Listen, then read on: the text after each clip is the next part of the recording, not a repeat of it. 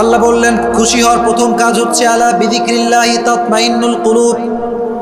টাকা দিয়ে খুশি হওয়া যাবে না, ধন সম্পত্তি দিয়ে খুশি হওয়া যাবে না, সুন্দরী নারী দিয়ে খুশি হওয়া যাবে না। আল্লাহ বললেন আলা বিযিক্রিল্লাহি তাতমাইন্নুল কুলুব। তোমরা যদি অন্তরে খুশি পেতে চাও, জীবনে সুখী যদি হতে চাও, জিকির করতে হবে একজনের, তিনি কে? আলা বিযিক্রিল্লাহি তাতমাইন্নুল কুলুব। প্রশান্তি এবং সুখ এটা একমাত্র আল্লাহর জিকিরে রয়েছে। কার জিকিরে রয়েছে? আল্লাহর জিকিরে রয়েছে। এজন্য যখনই আপনি হতাশ, যখনই আপনার জীবনে খুব দুঃখ কষ্ট, জিকির করতে হবে একজনের, তিনি কে? এজন্য আল্লাহ বললেন টাকা দিয়ে সুখ অর্জন করা যাবে না, সুন্দরী নারী দিয়ে সুখ অর্জন করা যাবে না, জিকির করতে হবে একজনের, তিনি কে? আব্দুল্লাহ ইবনে আব্বাস রাদিয়াল্লাহু তাআলা আনহু বলেছেন যে কেউ যদি তার লাইফে সুখী হতে চায়, সে যেন তার দুঃখের সময় আল্লাহকে